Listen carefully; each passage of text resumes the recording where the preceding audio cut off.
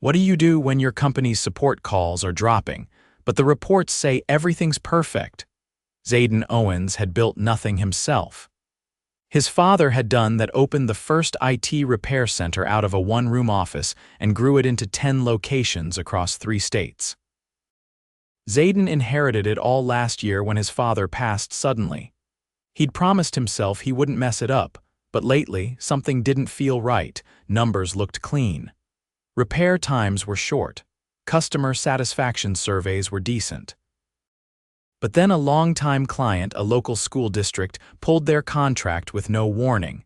Their statement was sharp. "We no longer trust your technicians." That was it. Zayden asked his district manager, asked store managers, even pulled a few random calls. The responses were always the same: "Must have been a one-off," or "that team's solid, nothing to worry about." He didn't believe it, so he cut his hair shorter, added a fake mole above his lip, wore glasses, and changed his posture. He'd never met most of the techs personally, they only saw his name on the checks. He signed up as a trainee through a temp agency under a fake name, Kyle Owens. Close enough that he'd answer to it naturally, but far enough that no one thought twice. He picked the 8th location. It was mid-sized, busy, and had a clean record. Too clean. The store sat between a vape shop and a laundromat. 10 techs worked there, but only one manager was on duty that day. Doug, late 30s, worn hoodie, sharp eyes. "You Kyle?" Doug asked as Zayden stepped in. "Yeah." "Temp sent me over." Doug gave him a quick scan. "You fix anything before?" "Couple years of basic stuff. Routers, desktops, some networking." "You're shadowing Porter today. He's fast. Just watch and don't touch anything unless he says." Got it, got it. Porter was in his 20s, lean, twitchy energy. He had a way of talking fast and moving faster. "We gotta hit numbers, man. Speed's key. Don't worry about ticking every box. Just watch." Zayden followed him through 3 calls in the first hour. A laptop that wouldn't boot. Porter opened it, jiggled a cable, and declared it fixed without testing. A printer issue, he marked it resolved without touching the power cord. Then a server call at a small logistics office. The client looked confused. "Didn't you guys just fix this 2 days ago?" "Yeah, probably a software hiccup," Porter said, already typing. "I'll update the firmware and you should be good." He didn't update anything. He ran a fake progress bar on his screen, told them it was done, and had Zayden sign off. "That's it?" Zayden asked once they were back in the van. "Guy just wants to hear it's fixed. Less noise, less drama." "Trust me, Doug loves fast closes." Back at the shop, Porter logged the job as full system restore and tagged it as high difficulty. Zayden noticed something else. He marked it as taking 3 hours. They were gone for 35 minutes. Zayden's stomach tightened. "You sure you're allowed to do that?" Porter just shrugged. "Look, man, you'll get it. We don't get paid to babysit error logs. We get paid to keep the board green." Later that day, Zayden sat at a corner desk pretending to enter test data. His mind was racing. This wasn't just cutting corners. This was straight-up lying. If a server failed again, data could be lost. And if this was the clean store, what were the others like? He stayed quiet, watching. Around 4, a girl walked in holding a busted school tablet. She couldn't have been more than 10. "My teacher said you guys fixed it, but it still won't turn on." Doug looked up. "Who helped you last time?" She pointed at Porter, who was leaning on the counter eating chips. "Him?" Porter stepped forward. "Yeah, I remember. Power board's fried. Told your school district already." "They didn't want to pay for a replacement." Zayden frowned. "That wasn't what happened." The girl clutched the tablet. "But I need it for homework." Porter shrugged. "Not my problem." Doug waved her off. "Tell your teacher we said it's unrepairable. We're not a charity." Zayden stood up. "Let me take a look." Doug raised a brow. "You a trainee, sit down." Zayden didn't move. He walked over, took the tablet gently. "Mind if I try?" He popped it open in under 2 minutes. The power ribbon wasn't even connected. He snapped it back in, held the power button. The screen lit up. The girl's eyes widened. Doug looked stunned. Porter's face flushed. I must have missed that last time." Zayden handed the tablet back to the girl. "Should work fine now, just don't drop it again." She ran out smiling. Doug pulled him aside. You trying to make Porter look bad? Zayden met his eyes. No, just trying to do the job. That night, Zayden sat in his car outside the shop, heart pounding. This was worse than he thought. A technician was lying. A manager was letting it happen. And customers, especially kids, were paying the price. Tomorrow, he'd dig deeper. And then he'd show them who really owned the place. Zayden arrived early the next morning, parked 2 blocks away, and walked in through the back entrance to avoid the front cameras. He clocked in exactly at 7:45. Doug wasn't in yet. Porter was leaned back in a chair with his shoes on a desk, scrolling through his phone. "Didn't think you'd come back," he said without looking up. "Why's that?" Zayden kept his voice neutral. "Most temps tap out after a day. Too much pressure, pays garbage, nobody stays." Zayden nodded slightly and moved toward the tool cabinet, pretending to fumble with a drawer. He watched out of the corner of his eye. Porter hadn't even brought in his kit. He wasn't planning to work. By 9, the board filled with service calls. Doug came in late, carrying a paper bag with 2 breakfast burritos and a large soda. He tossed one to Porter. "You're taking the bank job. Kyle, go with him. It's mostly cable tracing, shouldn't take more than an hour." The bank's network closet was a mess, cables unlabeled, a switch blinking red. Zayden crouched down to check the ports. Porter didn't even kneel. "We'll just power cycle it and bounce." Zayden looked up. "This port's overloaded. If we don't reroute traffic, it's gonna drop again." "Nope. Power cycle, log a firmware patch, and we're out." "That's not gonna fix it." Porter leaned against the wall. "You want to stay here all day and get paid less than a barista? Be my guest." Zayden didn't argue. He watched Porter pull out a laptop, run the same spoofed update script he'd used the day before, and take a photo of the blinking green light after the reboot. It would work for maybe a few hours. Back in the van, Zayden checked the schedule. They had 2 more calls, another school and a warehouse in the industrial district. Porter skipped the school entirely. "District's not paying for that one," he said. "Waste of time. You're just not going." Porter laughed. "You don't get it. That place calls every week. We log it, mark it as client unreachable, and move on." Doug signs off. Zayden didn't respond. He typed the school's number into his phone when Porter wasn't looking and saved it. At the warehouse, the client was waiting outside. The woman, mid-40s, worn polo, clipboard in hand, was clearly frustrated. "You guys sent someone last week who said the server room was too hot to work in. Nothing's been fixed. Production's getting delayed." Porter didn't flinch. "Yeah, our guy flagged it as a hazard. Liability issue. You'll need to install cooling before we can touch anything." Zayden followed her inside. The server closet wasn't even warm. A small fan was running in the corner, and the equipment was fine. He ran a diagnostic while Porter stood in the doorway pretending to text.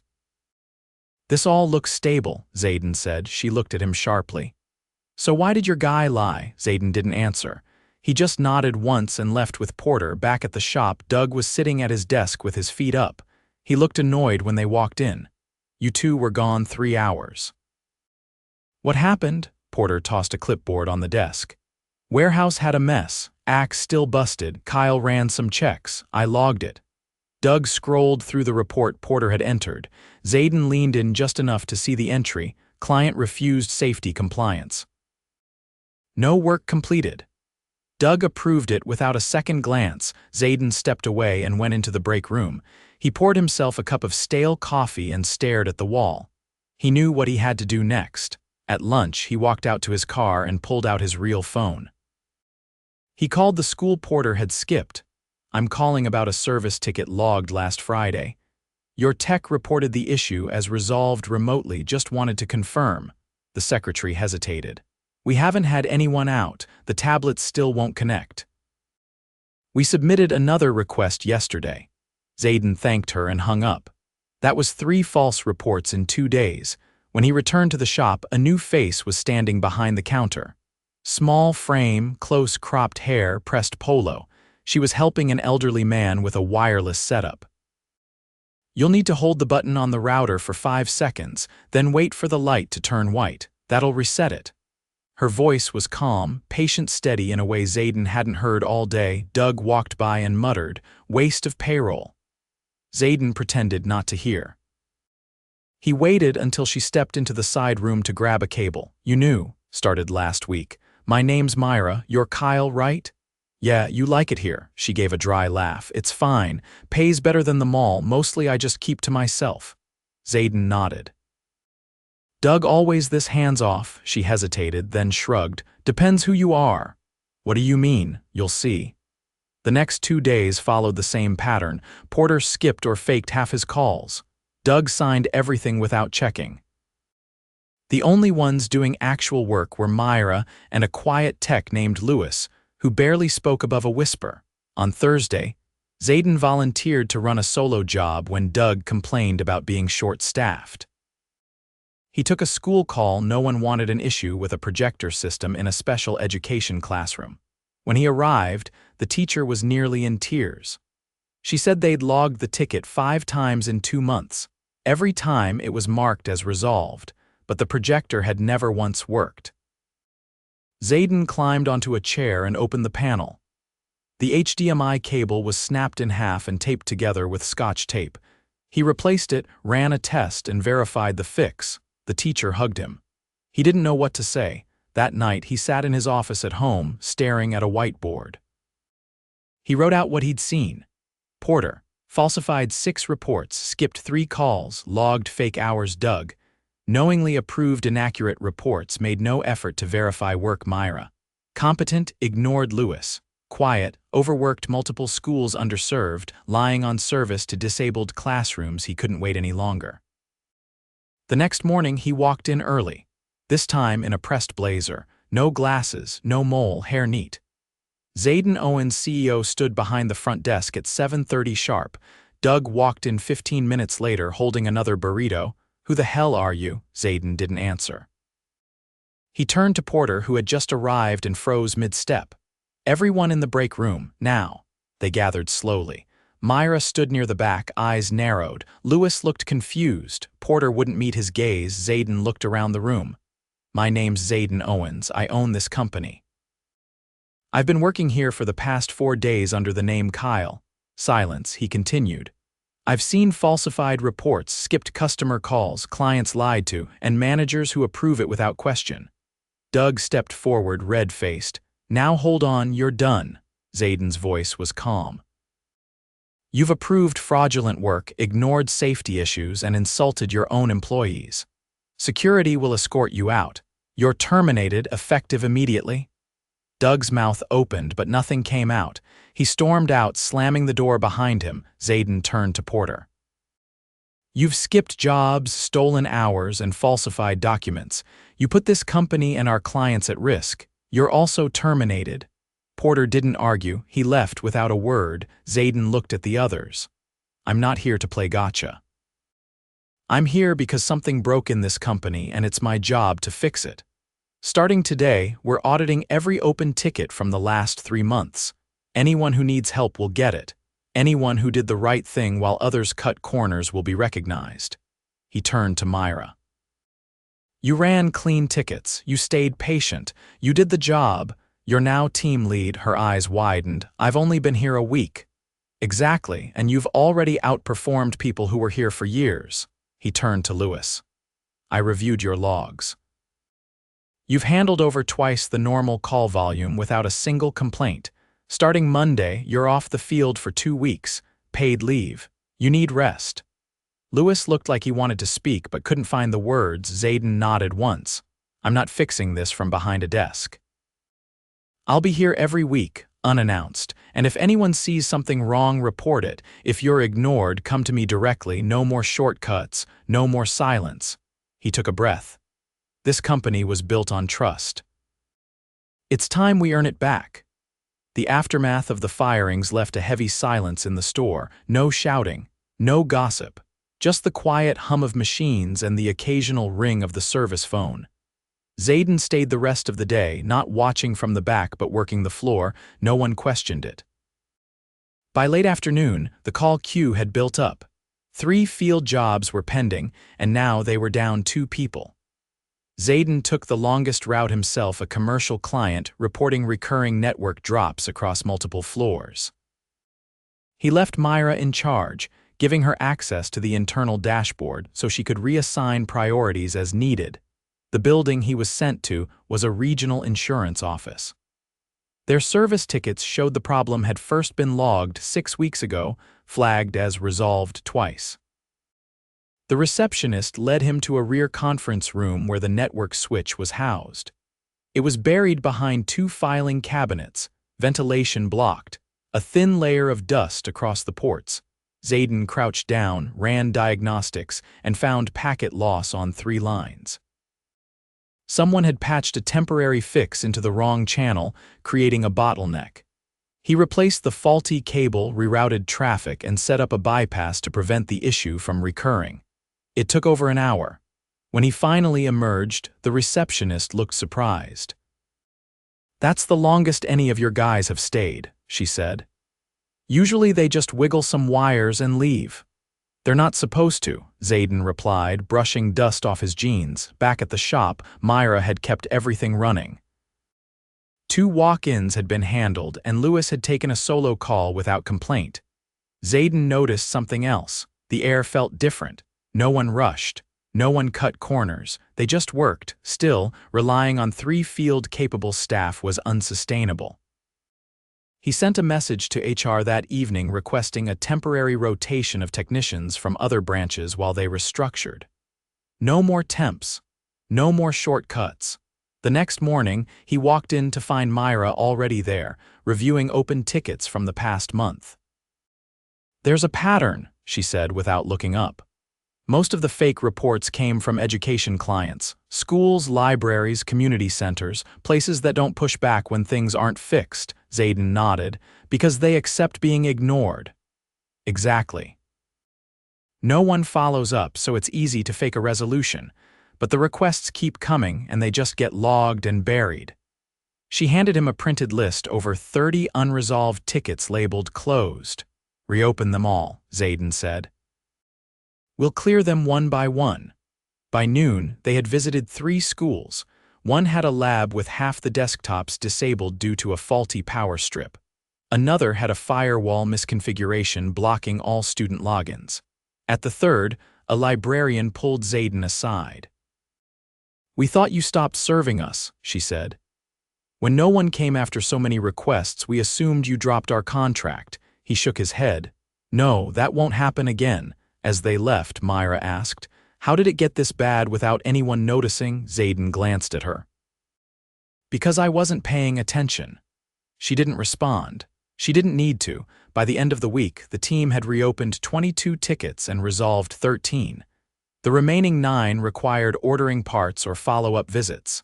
Myra built a tracking chart on the wall for visibility. It was basic, just colored markers and categories, but it worked. Saturday morning brought an unexpected visitor.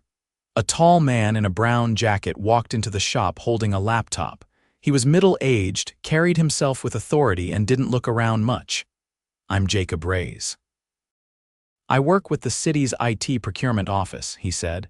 "We had a service contract with you. I'm here about that." Zayden stepped forward. "I'm the owner. What's the issue?" Reyes gave a measured look. "We pulled our contract 2 weeks ago after 3 consecutive service failures." "It wasn't personal. We just stopped trusting your reports." Zayden didn't rush to explain. "You were right to pull it. We've since removed those responsible." Reyes raised an eyebrow. "That's so? I've spent the last week here myself, personally." "We're reopening every ticket and handling them properly now. If you'd consider giving us one job, just one to prove it, I'll waive the service fee." Reyes studied him. "You're serious?" "Completely." "Fine. I have a city clerk's office with a printing issue no one's been able to fix." "You want to prove something? Handle that." He handed over the address and left without waiting for a reply. An hour later, Zayden and Lewis were on site. The issue wasn't in the printer, it was in the database permissions. A recent system update had reset the default print privileges, blocking all access from the clerk's account. Lewis traced it quickly, updated the credentials, and retested the system. It worked. The clerk, a woman in her 60s with a calm voice, looked at Lewis and said, "You're the first one who explained what went wrong." Back at the shop, Zayden called Ray's. "It's resolved.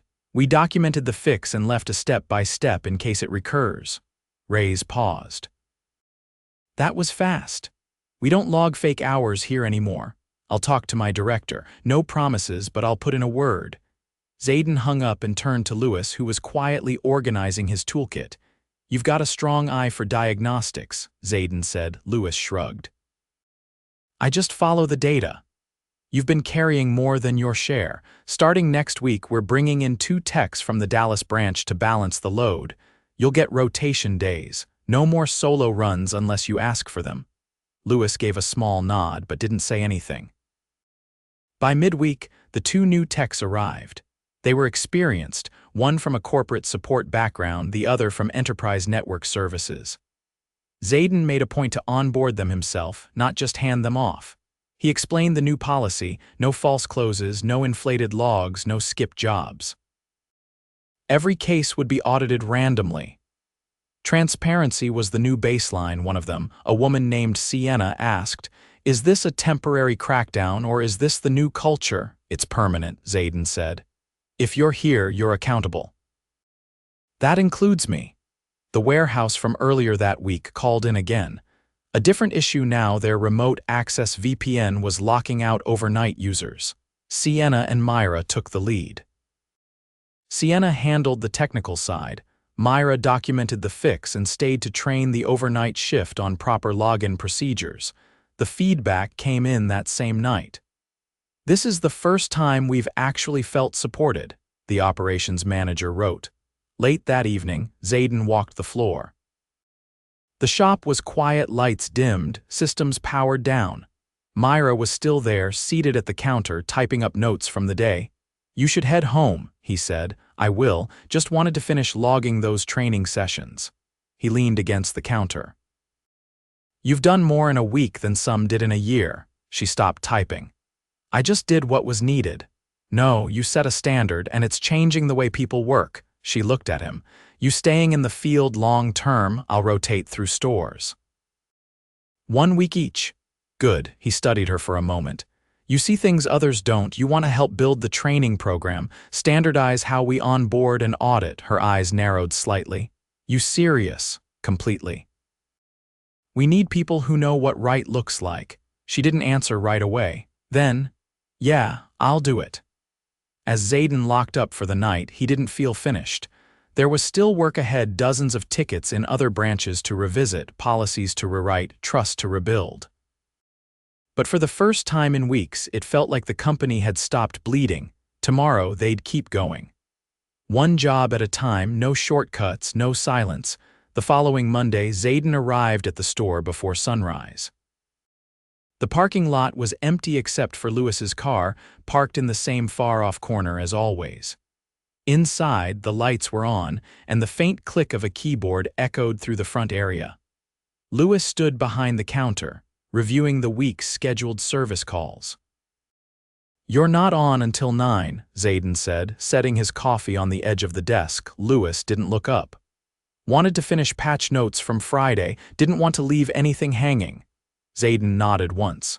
"Appreciate it. Just make sure you're not stacking hours again." "We're not burning anyone out anymore." Lewis finally looked over, eyes tired but steady. "I'm not, I just like starting clean." Zayden didn't press him further. Instead, he walked into the back office where 3 large shipments of replacement parts waited to be unpacked. Sienna had sent a note the night before detailing what each batch was meant for. 4 overdue school repairs, a city hall firewall upgrade, and a new diagnostic rig for in-house training. By mid-morning, Myra had 2 junior techs shadowing her. One was a quiet college student with a background in nonprofit IT, the other a former field service rep from a dissolved internet provider. Both were green but clearly eager. Myra didn't coddle them. She gave one a ticket to debug a Wi-Fi access point at a senior center and the other a rundown of service log formatting. "You're not here to impress anyone," she told them.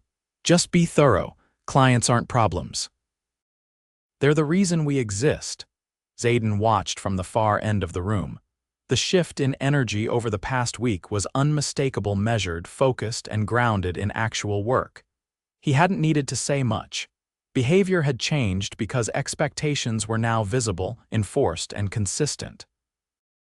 By the afternoon, he met with a senior rep from the school district that had originally pulled their contract.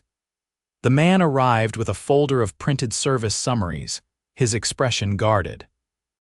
"I agreed to this meeting because we've seen your team back on campus these past few days," he said, sliding the folder across the table. "But I need to know what happens if we recommit and the same thing starts again." Zayden opened the folder, glanced at the logs, and pushed it back.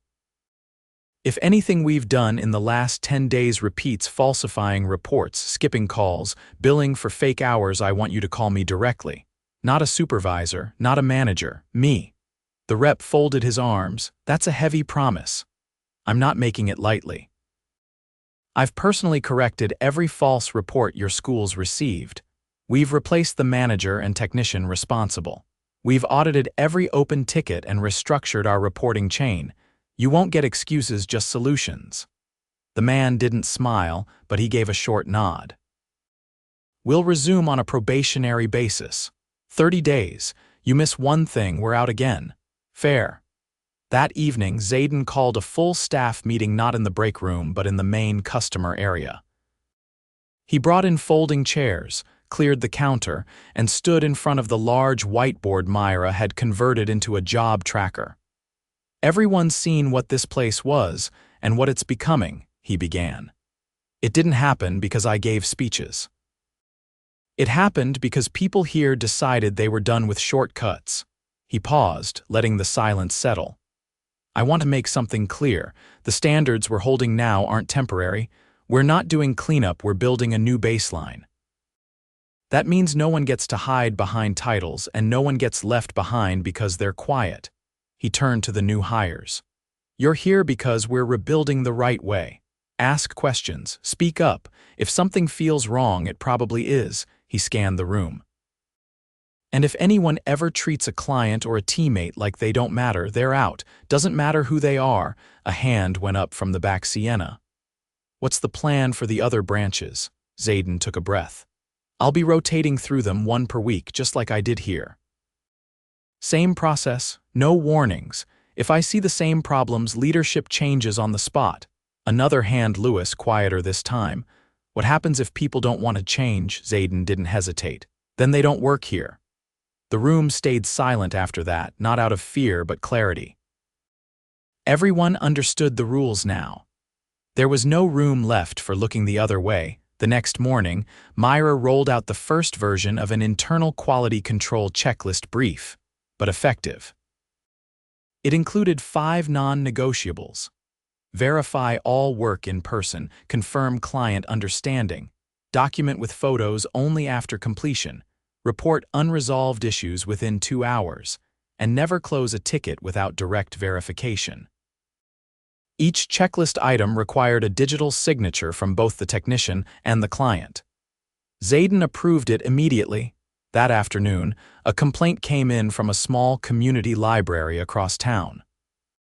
They said a technician had arrived late, barely spoke, and left without fixing the actual problem. Zayden checked the log.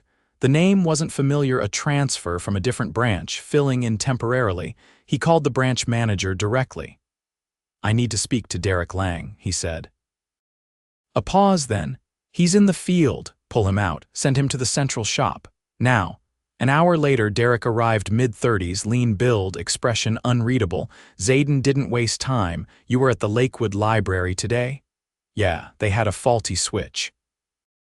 I power cycled it." Zayden held up a printed photo taken by the librarian, a time-stamped snapshot of the switch still blinking red. "You didn't fix anything." Derek shifted in his chair. "They didn't have admin access ready. I couldn't log into the network." "Why didn't you log that?" "I figured I'd go back later." Zayden's voice stayed even. "You closed the ticket as completed. That's a false report." Derek's tone sharpened. "It wasn't intentional. I didn't think it needed escalation." "That's not your decision." You lied on a client record. Derek leaned back. It's just a library. We've got bigger clients. Zayden stood up. You're done. Get your things. Derek's face clouded. You're firing me for one mistake. No, I'm firing you for treating a client like they don't matter and then lying about it. We don't do that here, not once. Security walked him out. Zayden returned to the floor and called the librarian personally. He explained what had happened, apologized, and scheduled a return visit that same afternoon. Myra and one of the junior techs went out, resolved the issue, and left behind printed documentation with the branch contact. The librarian's response was simple. Thank you for showing up. By the end of the week, the store's open ticket count had dropped by over half. Response times were sharp. Quality checks passed without revision. Clients began submitting unsolicited feedback short notes, mostly, but consistent. Tech was polite and thorough. Finally feel like we're being listened to. Didn't expect a follow-up call, but appreciated it. Zayden didn't celebrate. He knew this was only the beginning. One store was healing. 9 others still needed the same attention, but the foundation was in place. On Saturday evening, as the store wound down, Myra walked up to him, laptop in hand. There's something I want to show you.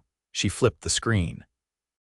A dashboard built from scratch tracking field performance, resolution accuracy, and client satisfaction across all incoming tickets. It wasn't perfect, but it was live and it worked. Zayden studied it, impressed. You built this, mostly. Lewis helped with the data queries. He looked toward the back where Lewis had just finished locking up the tool cabinet. You two want to lead the data integrity team? Myra tilted her head. That a real offer? Full-time across all branches. You'll build out the tools and audit logs. You'll set the bar. She looked over at Lewis, who gave a small nod. Yeah, she said. We're in. Zayden glanced around the room, quiet, clean, steady, no tension, no shortcuts, just people doing their jobs the right way. He didn't need to say anything more.